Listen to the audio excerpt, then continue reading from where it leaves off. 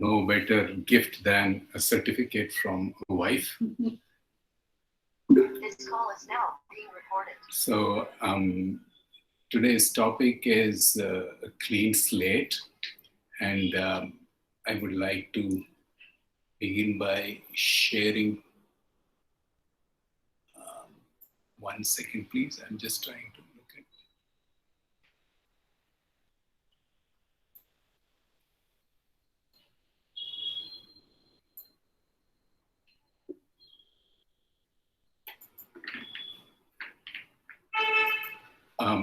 Just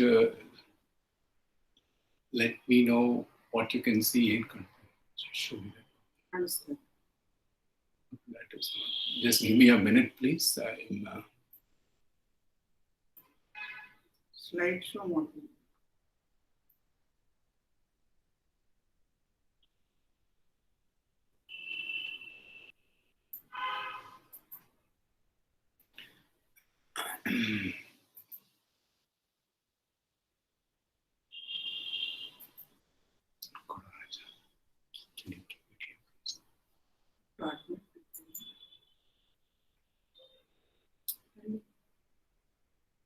Thank you very much for joining, and Guru Prasad ji, thank you so much for your address to the gathering as a guest of honor.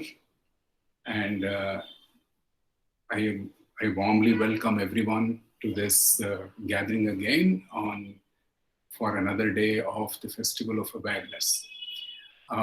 As we begin, I would like to fondly remember Sri Krishnamurti and Srimati Rukmini Krishnamurti, the founders of Meditation and Study Circle.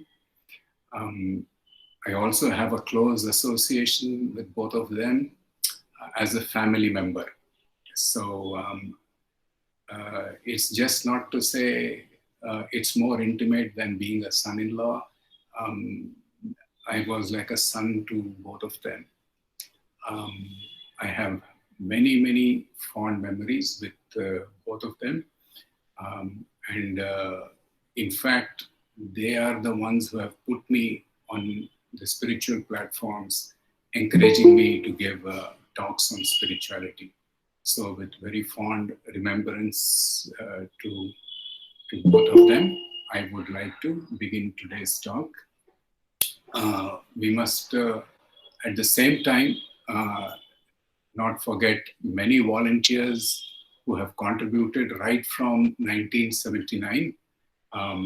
Sri Anand Kumar, who was the director of National Dairy Research Institute, Sri B. Krishnamurti, Gurumurti, Srimati Vimala Gurumurti, Srimati Sakkubai Srinivasan, Srimati Navneeta, Sri Venkatram, Sri Rangnath, Sri Ramu, Sri Bandekar, who passed away recently, Sri Bhaskar, Sri K.C. Krishnamurti, Sri Prasanna Rao, who's joined us today here, and even V. Krishnamurti is here online today with us.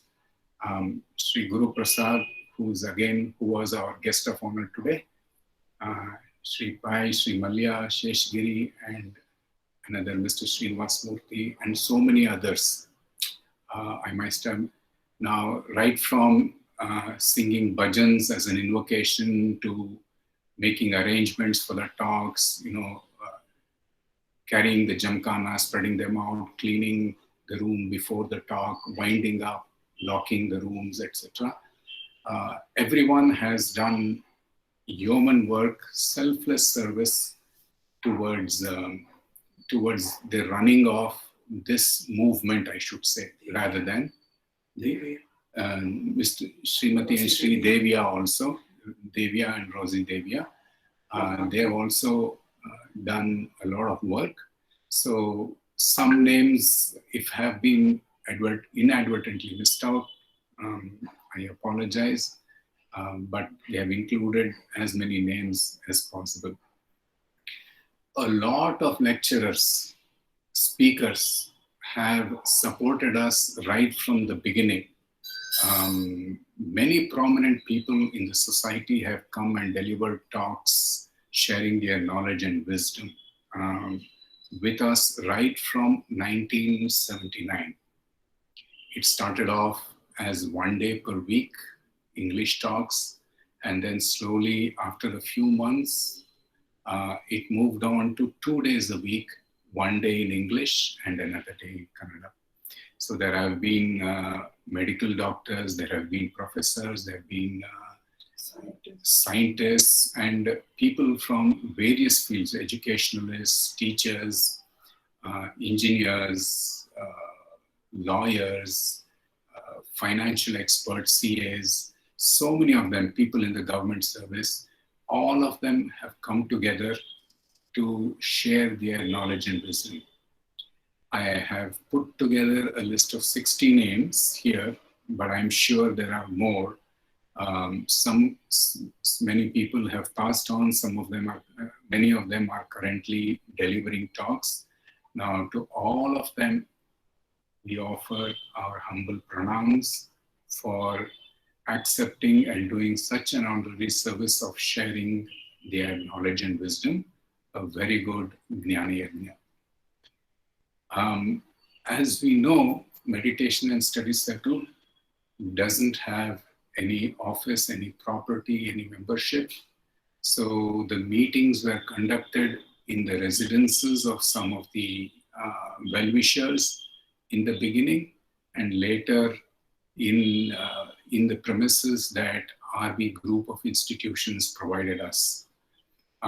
So right from the beginning, it started with our own house. Sri Krishnamurti ji used to be delivering talks along with the other speakers in the hall of the old house. And then Sanatana Kalakshetra, Shankar Kripa in Jayanagar, National College, Jayanagar, the residence of Sri Vijayam Krishnamurti, and the residence of Srimati Lalita Shankaraya and Sri Shankaraya. That's where the first of the Kannada talks began and went on for many, many years. So we owe a lot to Srimati and Sri Shankaraya for initiating the Kannada talks at Meditation and Study Circle.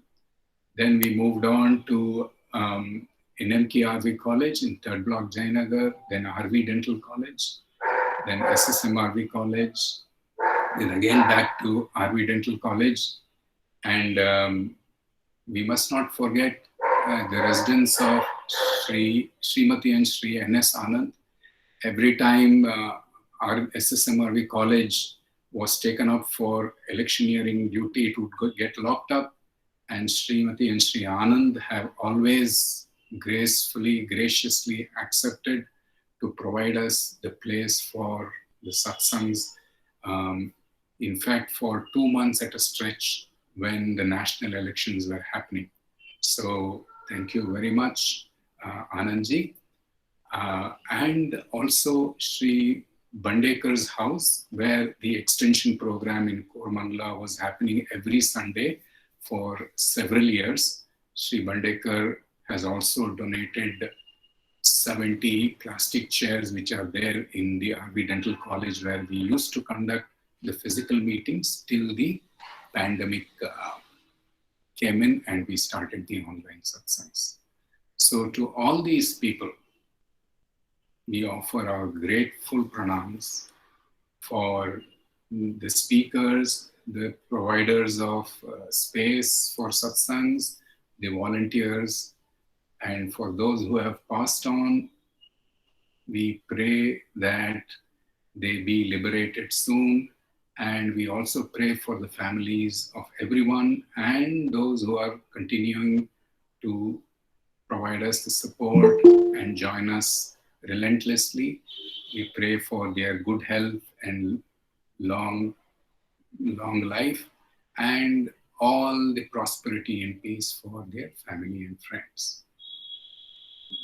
I thought this is our duty to mention during our 41st anniversary celebrations, because none of these would have been possible if we had not received support from all of these people and agencies. So with one more humble pranams, I would like to begin this session today.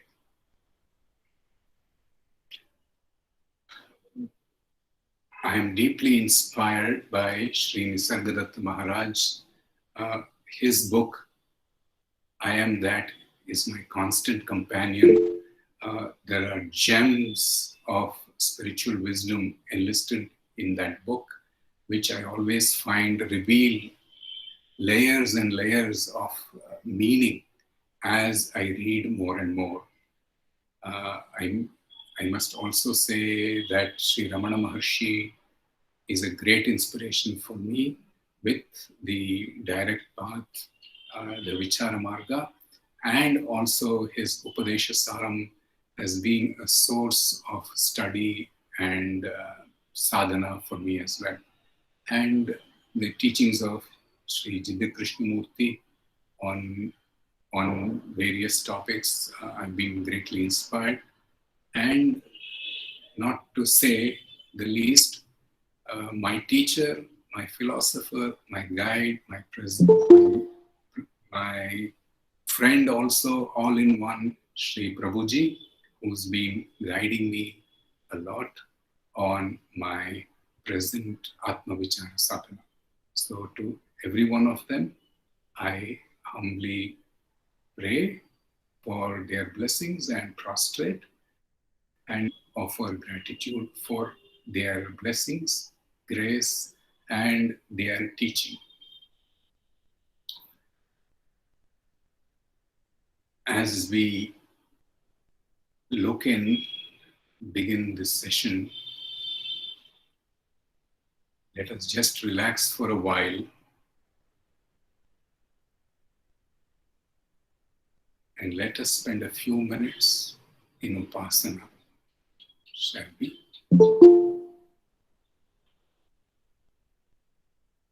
Upasana is the meditation, is a sadhana where we just allow our mind to relax and pay attention to either a form or a name or a mantra.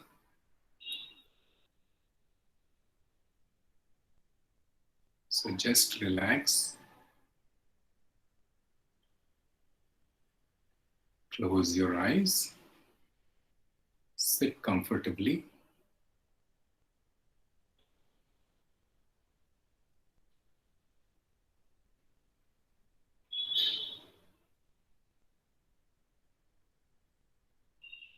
Watch the breathing.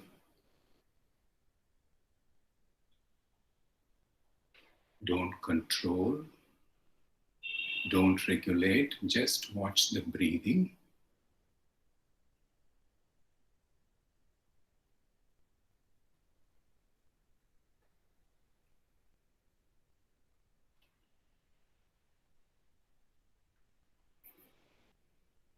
As we listen to the chant,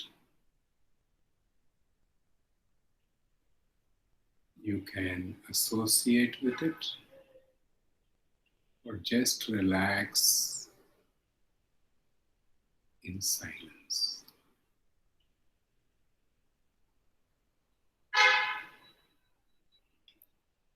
Om Namo Narayana.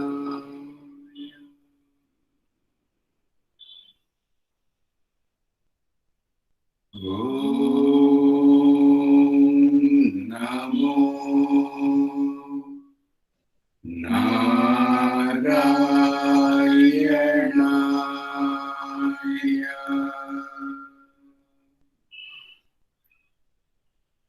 Om Namo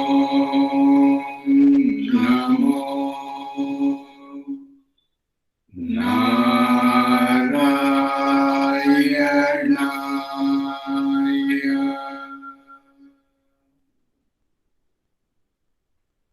Om Namo Narayana.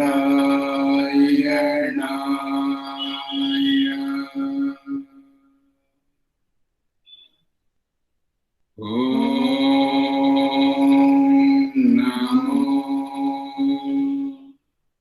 Narayana.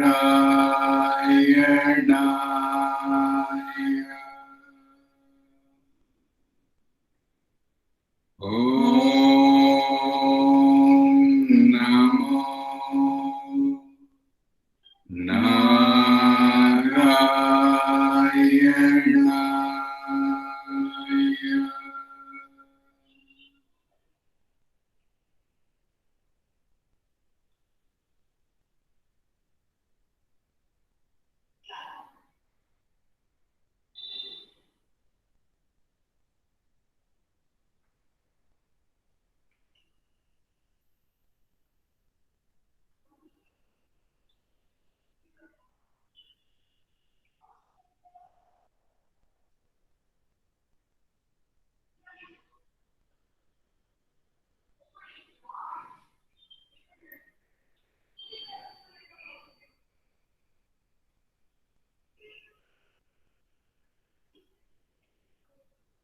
Let us become aware of our surroundings.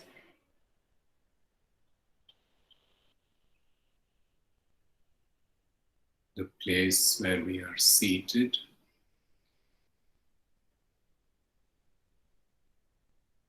our feet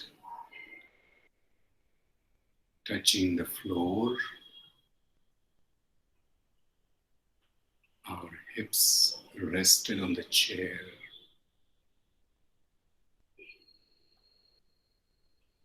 all the sensations within the body.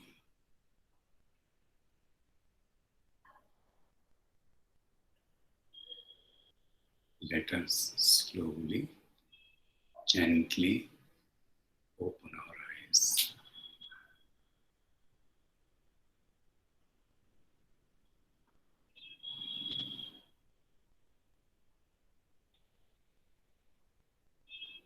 It helps to be in silence for a communion,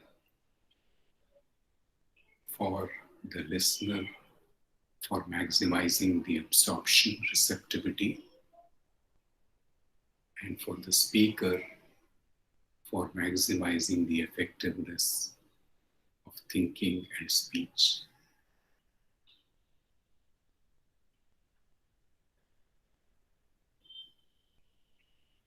So maintaining this silence in the background, let us engage in the communion on the topic, the clean slate, under the broad theme of the festival of self-awareness, the 7-day festival that's going on.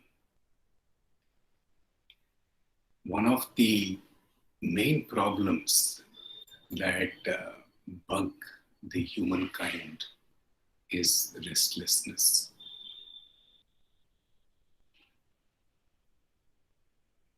We are all restless for majority of the day. If at all we are peaceful, if at all we are tranquil, if at all we are quiet, then that is in between, in small spurts in between major periods of restlessness. Why is that so? Because while in the waking state, we are associated with the world and the objects. It may be an object that we are associated with, or people. People include animals or living creatures, and objects are all inanimate objects, non-living objects. Now, once these objects, our senses perceive these objects, there is an immediate thought, an immediate provocation in the mind, with a lot of generation of thoughts, and then coupled with feelings and emotions. And this is the one that creates restlessness. Now, some diseases, some illnesses are known to be a threat to life at the end of our lifespan. But this restlessness is such a disease, such an illness, that it proves to be a threat throughout our lifespan, not at the end of it. We can't help living in this world. And when we live in this world, we are bombarded with objects, both animate and inanimate, both living and non-living. And when our senses perceive these objects, our mind responds with thoughts, feelings, and ideas. Many times reacts to it, and then causes restlessness. So now the question is, why this restlessness? Is the object at fault? No, because the moment the object is there, if the object was just there, it would have been no problem at all. We develop a relationship with objects, both living and non-living, in terms of like and dislike. We want to possess objects and people in terms of relationships. We are afraid we will lose the relationships, so we want to hold on to it. We don't like some relationship, either with objects or with people, so we want to move away from it. So this constant struggle, tussle of like and dislike in the relationship that we associate with in people and objects causes a great deal of restlessness. This is the fundamental question that most people have and want to overcome, both in normal day-to-day living and even in the search for truth. If we are searching for truth, this is one of the primary reasons that we want to overcome. We are fed up with restlessness of normal day-to-day life. A normal mind is restless most of the time, and sometimes maybe like a drowning person getting up and taking a breath out of the water. Now and then he's happy, he's joyous, but then again gets deeply immersed in samsara, making him restless. So if we have to look at why this restlessness is there and what is the way out of it, there are a few terms that we got to come and get clarified. Mainly because the theme also is self-awareness. There are 4 terms that are normally used. We are conscious of something, there is concentration, we pay attention, and awareness.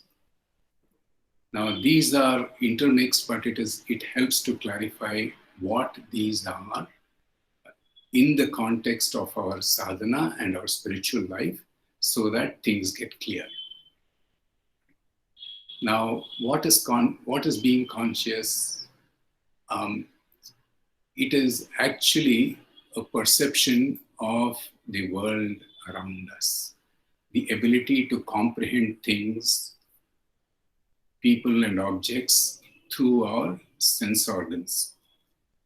Now, the sense organs may be functional, but if the brain is unable to comprehend, unable to make out intelligence out of that sensory inputs, we say a person is unconscious.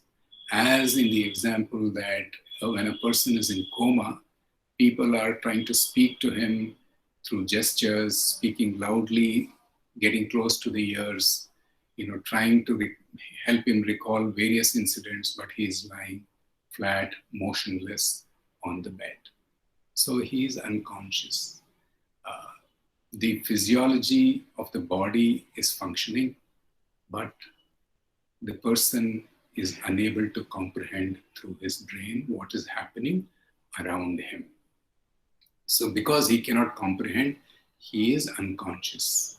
But the moment one is able to comprehend, then we become conscious of what is happening around us. What is concentration then? The concentration, we all know, is the ability to focus on one thought, one object, primarily at the exclusion of everything else. Now, this is an important point because when we tell children concentrate, what are we actually implying? Don't get distracted by multiple things. Leave out everything else. Focus your attention on one thing, either on what you're studying or what you're eating or what you're playing. So pay attention to one thing by excluding everything else. Then what is attention? What is the difference? Is there a difference between concentration and attention?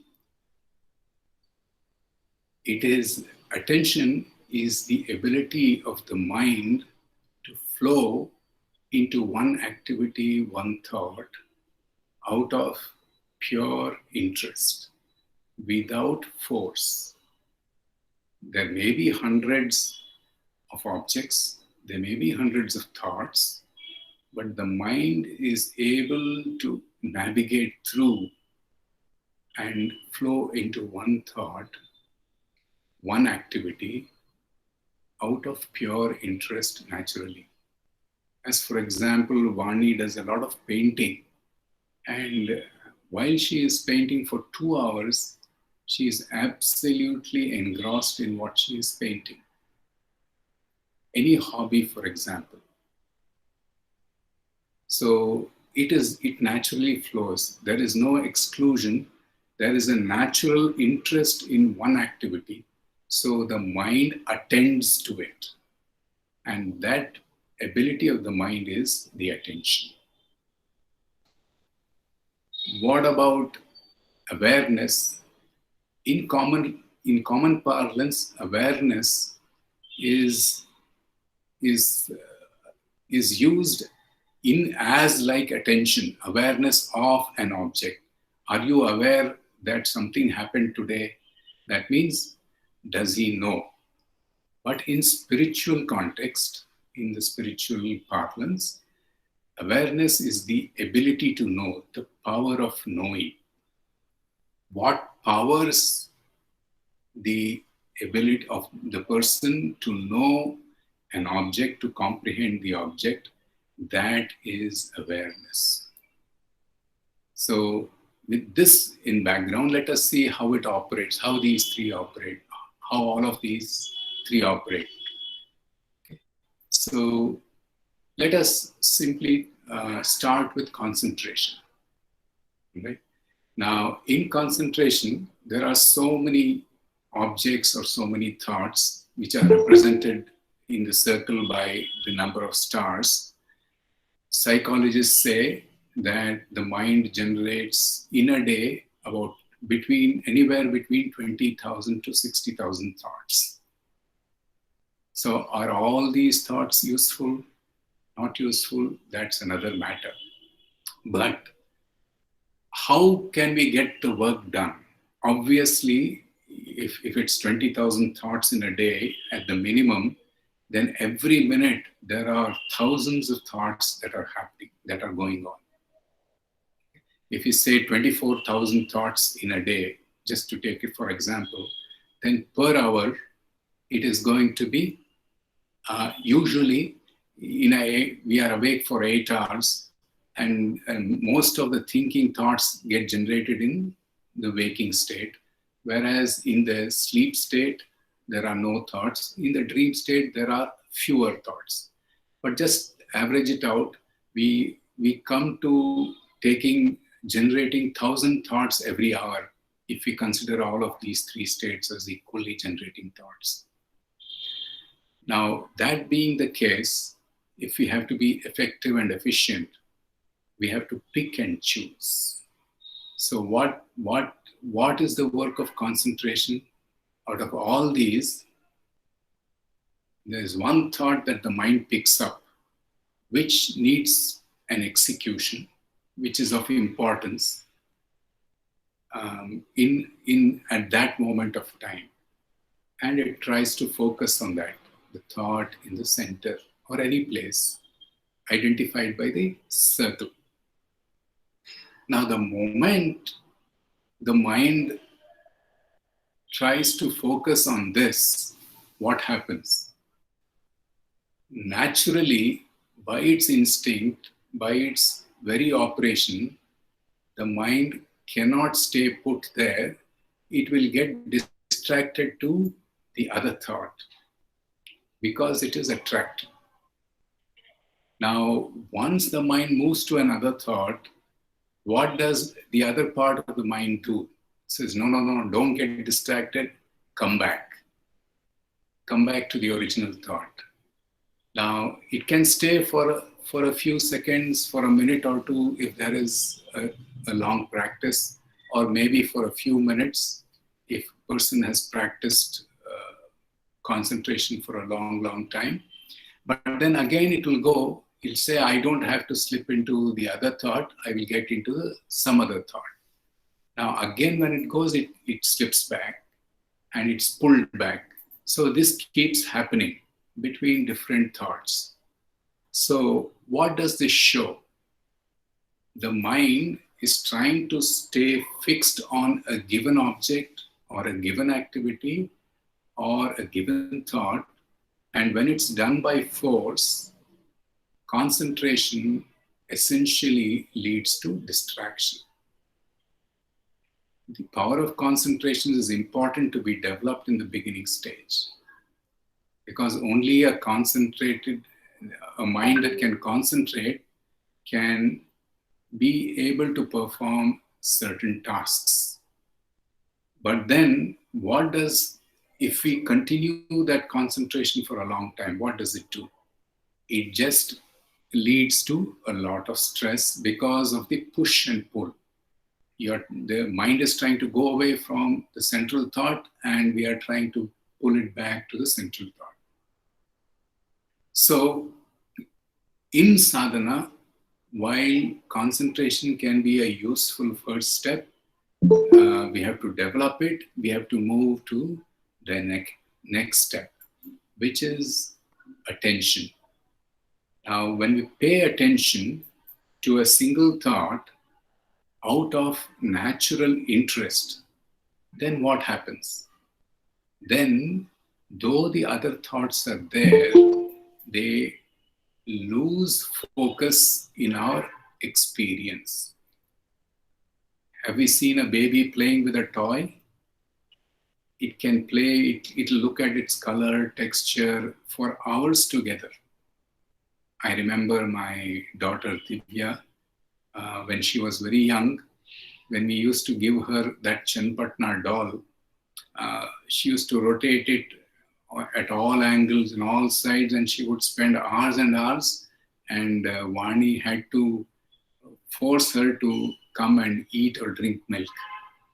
So children have the ability to pay attention because they are naturally interested in a particular activity. So their world consists of what they are doing currently. That means they are in the present moment. No other thought is in their experience in the world of their experience. So this is a natural state when the mind is interested. The mind is not forced, but it is interested. Now, what is space then? The mind cannot comprehend awareness. So the best model to think of for the awareness is that it's a space-like thing. So mind can only think in terms of objects. So what happens when we fill the space with objects? It cannot leave space as it is, so it will start filling space with several objects. Now, when it fills with objects, what happens to the space? Does the space reduce? Does it get affected? No. The space remains the same, but only the attention shifts from the space to the objects. That's all, isn't it? We have a show window in our house, in the living room, and in the dining area, where we keep a lot of objects, decorative objects. So we fill up the show windows, showcases are never empty. Display area is never empty. It is filled with objects. But has the space gone away anywhere? No. रजा है परवाह नहीं Please mute. Please mute those somebody's. Has the space gone away anywhere? No, it is still there. So when we fill the space with objects, the attention is shifted from empty space to the object.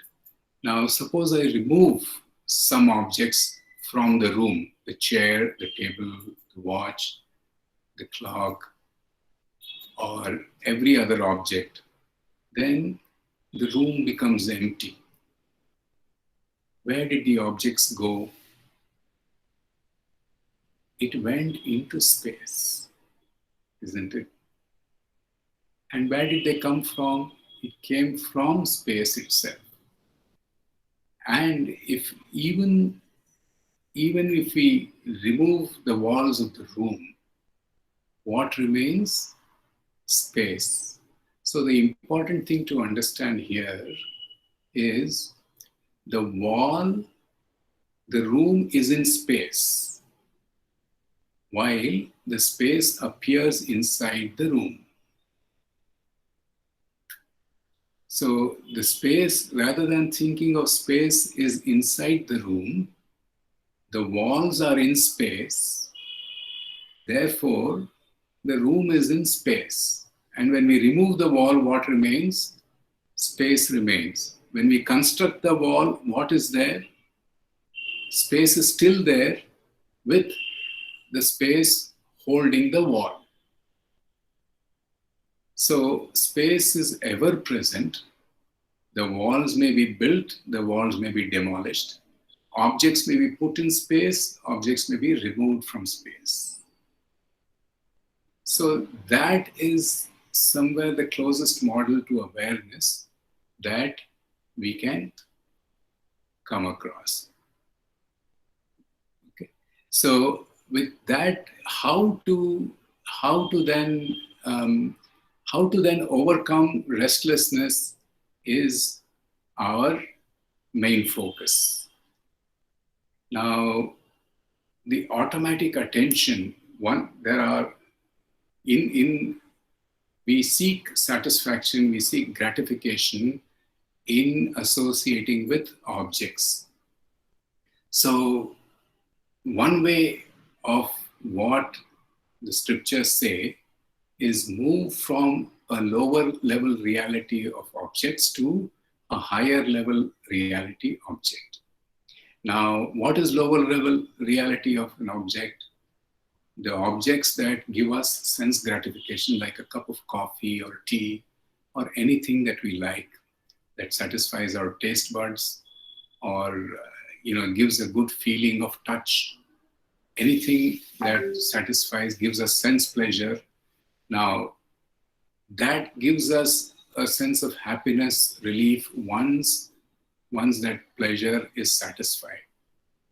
But we know that effect is short-lived. So what the scriptures say as upasana are two things. Associate with from the sense objects to a higher level reality.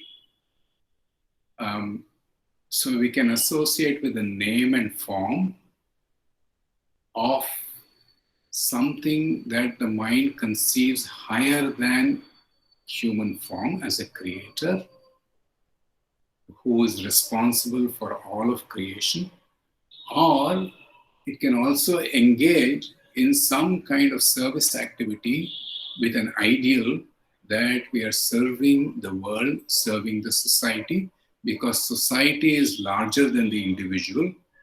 The creator again is larger than the individual. Because the creator and creation are larger than the individual, when the mind associates with a higher level of reality, like the form of the divine or the name of the divine, or an action that serves the society, the effect on the mind is longer lasting. So, two prescriptions are there for all of us from the traditional standpoint. Bhakti Yoga, associating with the name and form of the divine, or Karma Yoga or Seva, engaging in action. This is for people who have a high level of emotional connect. Now, to overcome restlessness, there are even the scriptures identify two kinds of tools that we can use. All of us are endowed, human mind is endowed with two faculties. And for both the faculties, there are techniques that are prescribed. If we are highly emotional kind of people, if we have an emotional bent of mind, then Bhakti Yoga and Karma Yoga is prescribed. Now, the other faculty that is there is not ignored by our scriptures as well. If we have a high intellect, then instead of replacing the lower level object with the higher level object, the scriptures recommend investigate into the reality of the object itself. So that is the Jnana Yoga part. And then further on, we get into Atma Vichara part in Jnana Yoga, after Jnana Yoga. So what happens when we shift our attention from lower level objects to higher level objects? We get peace. We are cool and calm, isn't it? The agitation reduces. Restlessness stops. Even though it is not permanent, but still, when compared to what we were when associating with sense objects, when we associate with higher level reality, its impact on the mind is greater, long lasting, because even that is a thought in the mind. So when that peace comes in, what happens is that the mind is emptied of the thoughts when we associate with higher level reality. And when the emptiness is created in the mind, when the emptiness is generated in the mind, because the mind is absorbed in the name and form of the Lord or in the action of service, Karma Yoga, then we have the ability to get anything in the mind. So when an empty mind can receive anything. So unless we empty our mind, we can't pour newer thoughts, higher level of thoughts into the mind. So our quality of thinking rises up several fold just by associating with a higher level reality. And that is accomplished by the generation, by the emptiness of the mind created by associating with name and form of the Supreme or by selfless service or action. Now, if a person is highly intellectual, he doesn't have an emotional belt of mind, then what to do? These methods do not appeal. He will say, what bhakti, what karma, we have to do. There is a job to be done, I will do. Where is the Lord? What is the point? It is better to it is better to engage with positive thoughts rather than go ahead with some superstitious beliefs, because he is intellectually oriented. Now Vedanta doesn't discard even that thought. Now, just for example, what do we see here in the slide? We see two circles. Our eyes go automatically to the two circles on the green board. Right? Sir. Was there any question, please? So we see two circles here, isn't it? We see two circles here. Now, are we, if one were to ask, the mind goes automatically, pays attention automatically to what is present there, an object. There is an orange circle and a pinkish circle, a pinkish beige circle, colored circle. Now, if one were to ask, do we see the space in between the circles? Now, unless the question is asked, the mind doesn't flow its attention to the space between them. Isn't it? Space is all around. It's around the circles, the green board, and it is between the green board, it is between the two circles, and it is behind the two circles also. Now, how do we realize this experientially? Now, as we keep thinking, we know that the mind generates 20 to 60,000 thoughts every day. Suppose we slowly increase the gap between the two circles. Now, if we ask, what do we see? Then the mind can automatically say it sees two circles, and it also sees the gap between the two circles. Isn't it? So the attention has gone from paying attention 100% to the circles to paying attention to the circle as well as the gap between the circle. Now, suppose we increase the gap a little more. Then the space between the circles is more visible. Now, what is the level of attention on the space and the object? It's more on the space and less on the object. Now, as we pay attention to the space in between, what happens to the objects in our experience?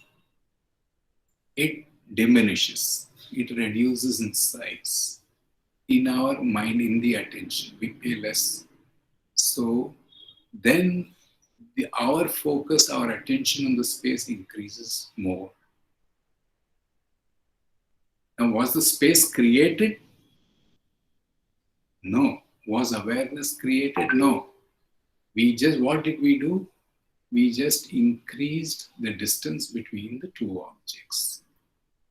Now, as we pay more and more attention to the space between two objects, to the silence between two thoughts, the power of thoughts diminishes further.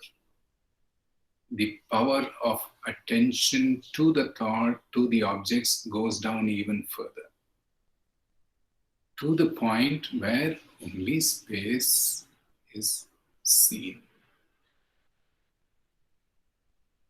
This is the process of sadhana, isn't it?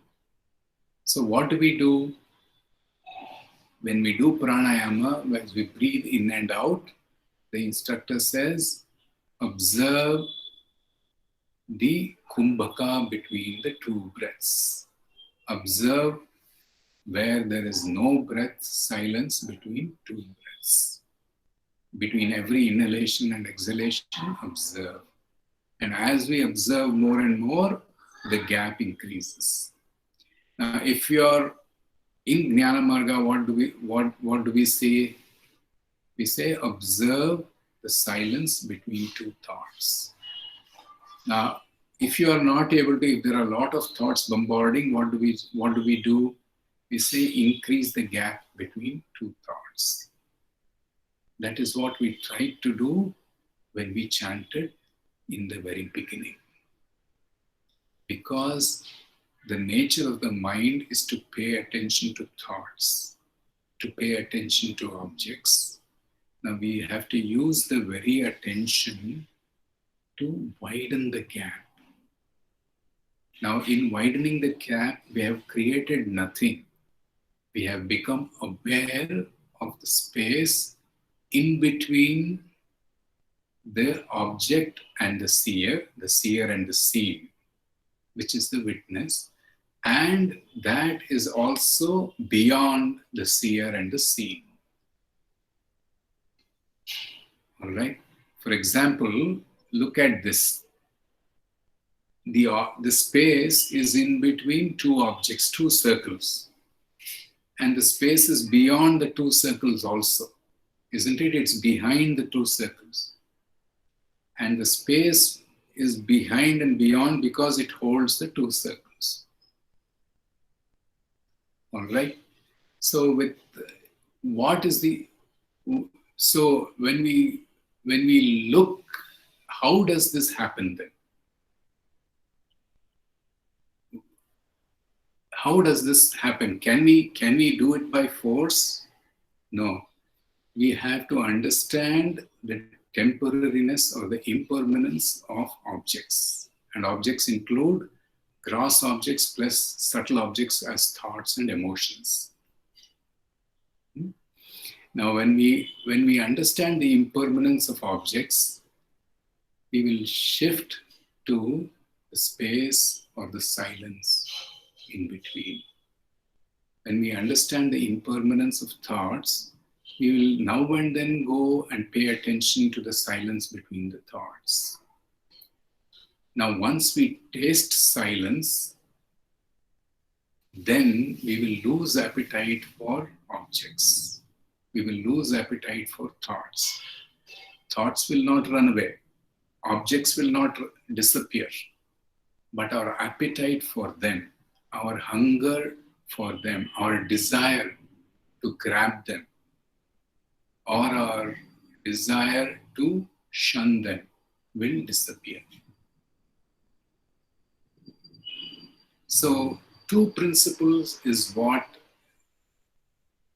the sages have said for the first two qualities. You understand the impermanence of thoughts and objects, that is viveka. It's discrimination. Rather than paying attention to objects, pay attention to the space in between. That is viveka. Rather than paying attention to thoughts, pay attention to silence in between. That is viveka, discrimination. Why? Thoughts come and go, silence remains. So, because silence is permanent, it is better to invest my attention in silence rather than to invest my attention in thought. Similarly, objects are impermanent, so it's better to invest my attention in space rather than invest my attention in objects. That is viveka. And once we taste the experience of space, which is when the mind expands, or when we taste the experience of silence, again when the mind expands and it's undisturbed, restlessness is foreign to the mind when it is in silent, then automatically the appetite for objects and thoughts fall apart, go away. And that is vairagya.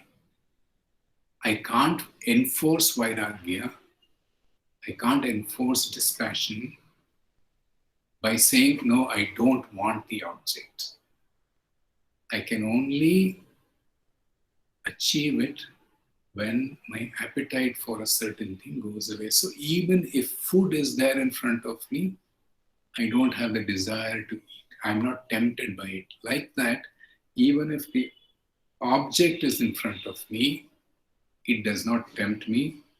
I am focused on the space, the silence.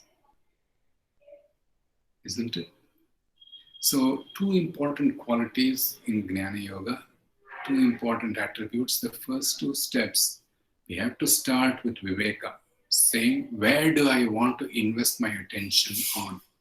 Should I invest my attention on the objects or on the space? Should I invest my attention on thoughts or in silence?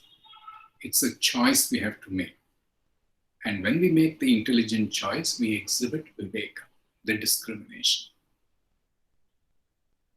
And when we taste the silence and the space, then appetite naturally drops away. That is vairagya.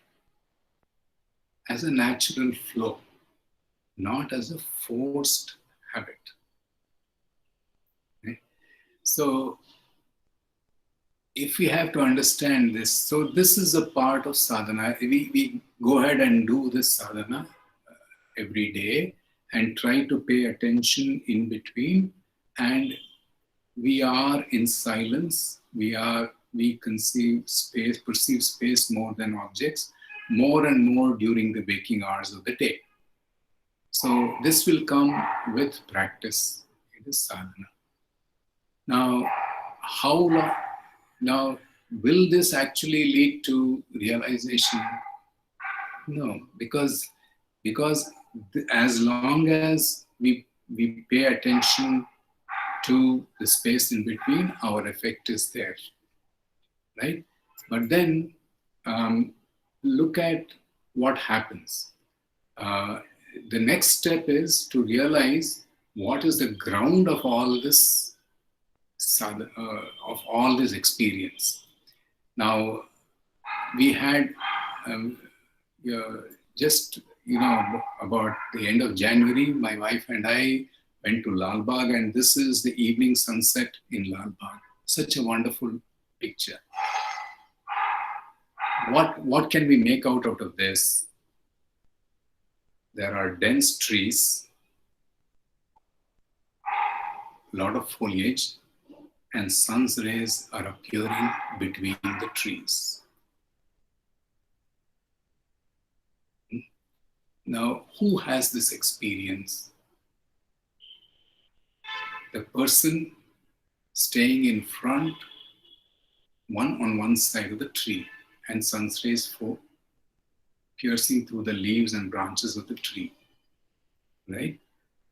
Now, one way to look at it is to be able to see in between, in the gap, the sun's rays. Now that is creating a gap. That is the sadhana part. Now, when we understand that the sun doesn't rise or set, then when we know very clearly that even if we go behind the trees, what happens? The trees don't block our vision, and the sun's rays are available continuously, not at this particular spot.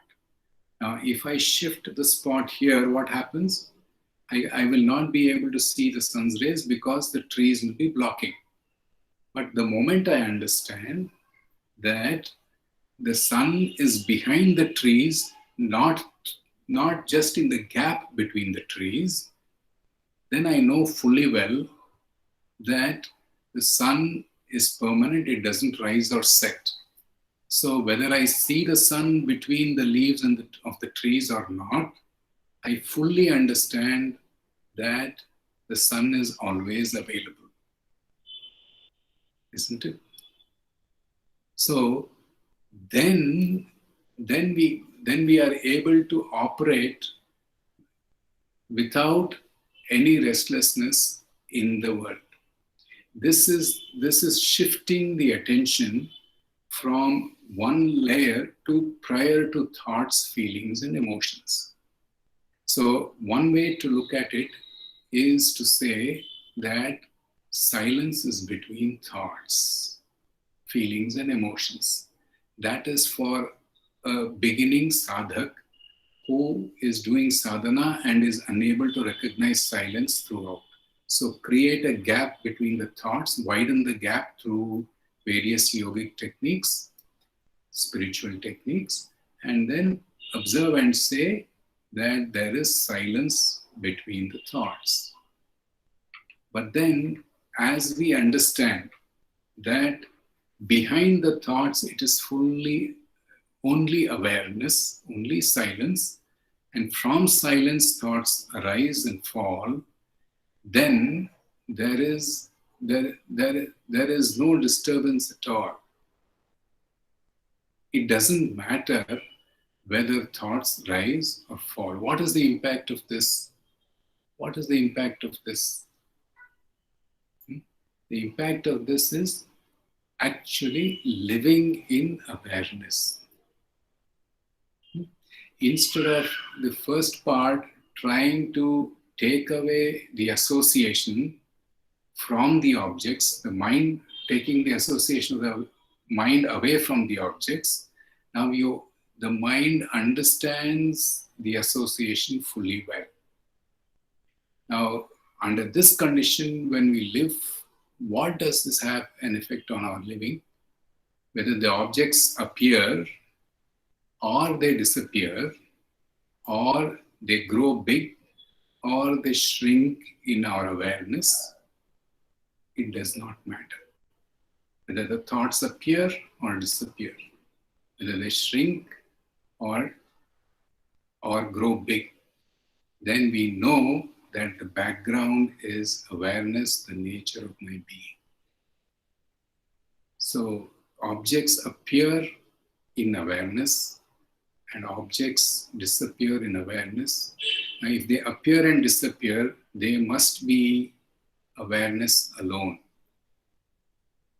isn't it? Because awareness, nothing happens in awareness. It is only on the other side of the viewer that appearances and disappearance come as an experience. For example, a scientist knows, a chemist knows that water is composed of 2 atoms of hydrogen and 1 atom of oxygen, H2O. Now, when he goes to a hotel, he doesn't say, give me H2O. He will say, give me a glass of water. But he knows through understanding that water's chemical formula is H2O. So with that understanding, if we live, experiences are not against our inherent true nature. Experiences are neither contradict our true inherent nature, nor do they support our true nature. They are just there as a natural consequence of the movement in awareness. For some reason, there is a slight excursion, thoughts, feelings arise in awareness, and when the energy of the thoughts subside, they merge into awareness back. But what remains is only the awareness. So when we are anchored in awareness, when awareness only remains, when objects' appearance or disappearance has no impact, when the size of the object or the smallness of the object have no impact, whether thoughts appear or disappear, whether thoughts grow big or small, whether I'm sitting or standing, whether I'm talking or listening, whether I'm sleeping or awake, how does it matter when I am living from the point of view of awareness? It doesn't matter, isn't it? Things happen.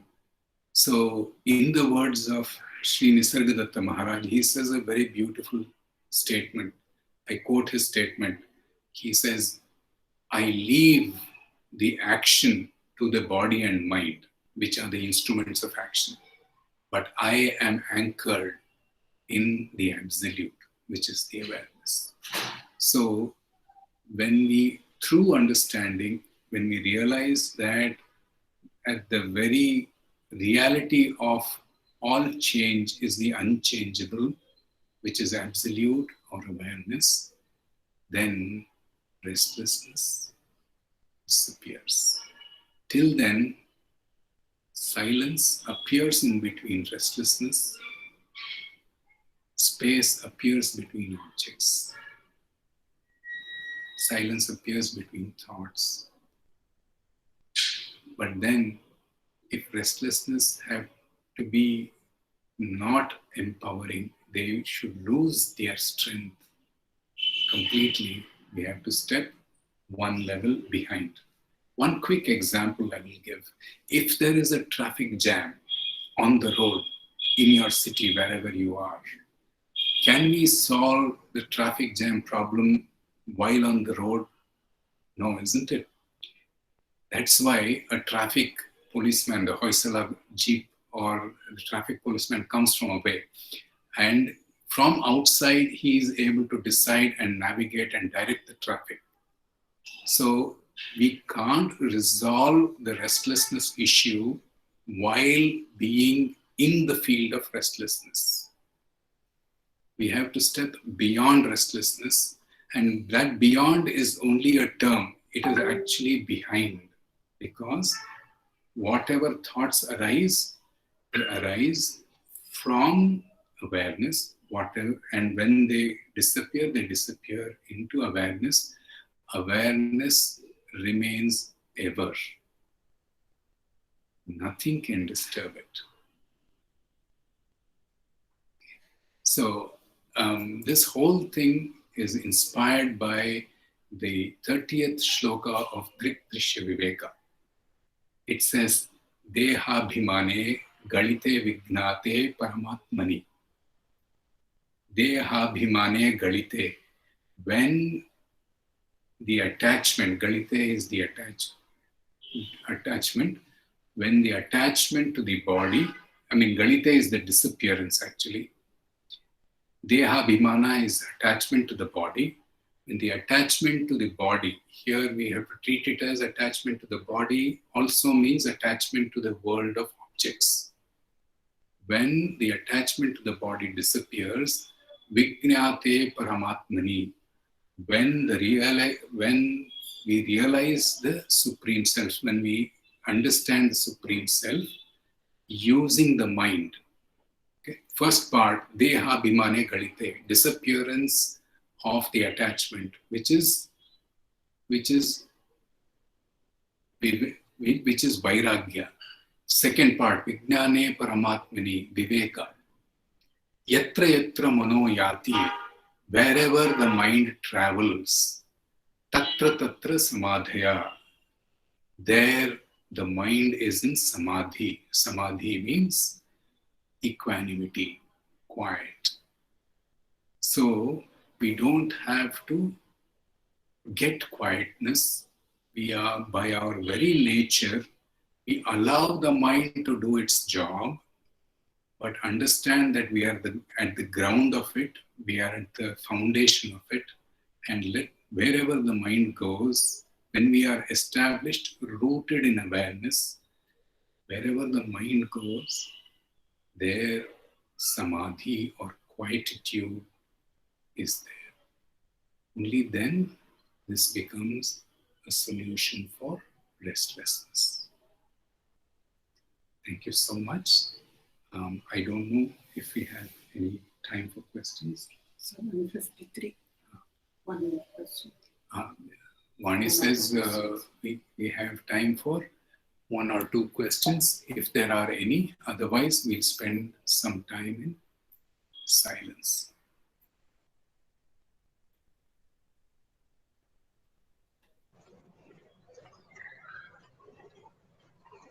Vasudev sir, your lecture is very good. But only thing you said, objects and the space. Like that, when the objects are removed, there is space there. But when full of thoughts in the mind and there is no space, It is overcrowded. Like as you mentioned, there is a traffic jam. The police will come and clear. So in this condition, how can we remove the traffic jam of the thoughts in the mind? So the initial practice of bhakti yoga, karma yoga, trying to identify from the limited thoughts to a higher level thought, which is Rama, Krishna, the thought of the Lord, associating with the name and form of the thought of the Lord, instead of associating with the thoughts of objects.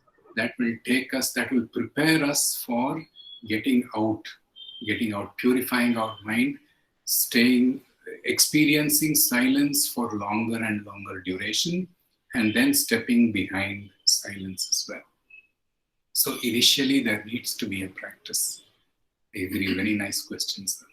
That means dhyana is the one which removes many of our thoughts and makes silence, and that goes for higher. No. There is no creation of silence. Silence is at the base. If we have a wrong starting point, then this is what, if we meditate for self-realization, it is fine. That means with one thought, it is okay. We start meditating with the idea that, with the firm conviction that thoughts come and go. Sir, if you have to make a financial investment, will you make it in a company that comes and goes, or in a company that is permanent? Which is permanent. So you understand that the thoughts come and go. Will you invest in the thoughts? No. If you invest in the thoughts, then your mind is going to oscillate as the thoughts will go left and right.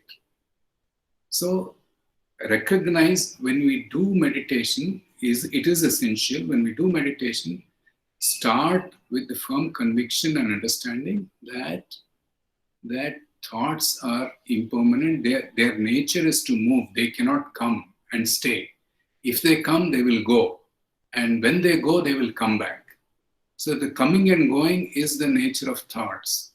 Shift the attention in meditation from thoughts to the space between the thoughts. Then we can experience silence more and more. If we do meditation saying that I have to control thoughts, then we are in the wrong starting point. It will lead to headache and other problems. Thank you very much. Appreciate Thank you, sir. So the right starting point is very important.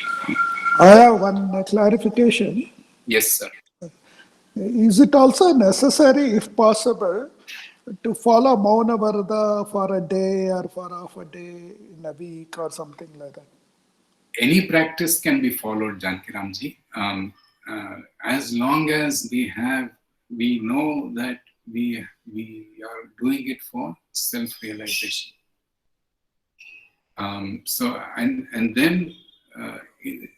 then as long as Mauna Vrata is not forced, it comes out of understanding.